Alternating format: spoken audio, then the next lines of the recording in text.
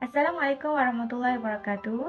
Saya Nur Ashikin binti Zulkarnain. Saya merupakan pelajar dari Fakulti Pengajian Islam di Universiti Kebangsaan Malaysia.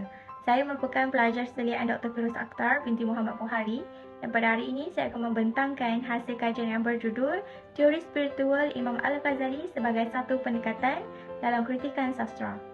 Abu Hamid Muhammad bin Muhammad Al-Ghazali merupakan tokoh pemikir Islam yang tinggi keilmuannya dan sering dijadikan sebagai sumber rujukan masyarakat sehingga ke hari ini. Beliau banyak memberikan sumbangan dari berbagai bidang seperti bidang fiqh, ilmu tasawuf dan tidak ketinggalan juga dalam bidang falsafah Islam. Tujuan kajian ini dilakukan bagi membincangkan sumbangan Imam Al-Ghazali dalam bidang falsafah Islam, khususnya terhadap teori spiritual Imam Al-Ghazali dalam kitabnya Ihya Ulumuddin. Imam Al-Ghazali atau nama penuhnya Muhammad bin Ahmad Al-Ghazali At-Tusi merupakan tokoh cendekiawan Islam yang seringkali dijadikan sebagai sumber rujukan sepanjang zaman. Beliau banyak memberikan jasa dalam memertabatkan Islam, termasuklah sumbangannya dalam falsafah Islam khususnya terhadap teori spiritual Imam Al-Ghazali. Secara umumnya, teori spiritual Imam Al-Ghazali ini merupakan pendekatan yang berlandaskan pada peraturan-peraturan agama Islam seperti keimanan dan ketakwaan kepada Allah Subhanahu Wa Taala.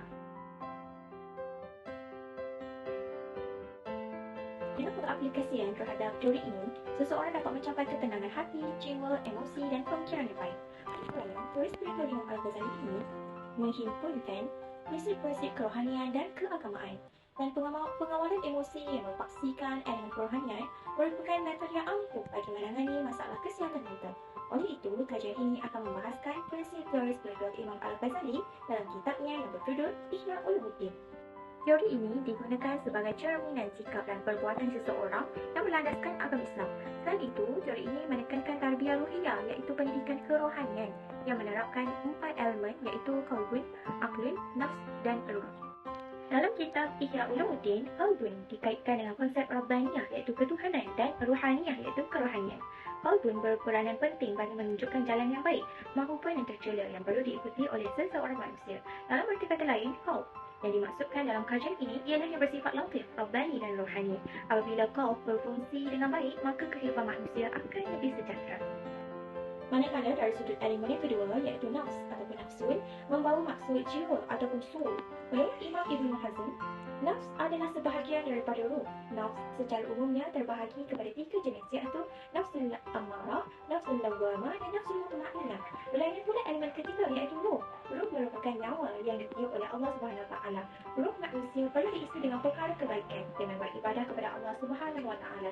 Hal ini kerana jika ruh tidak diberi makan dan minuman yang baik, ia akan memberikan mudaratan kepada jiwa manusia. Dan elemen terakhir ialah aql.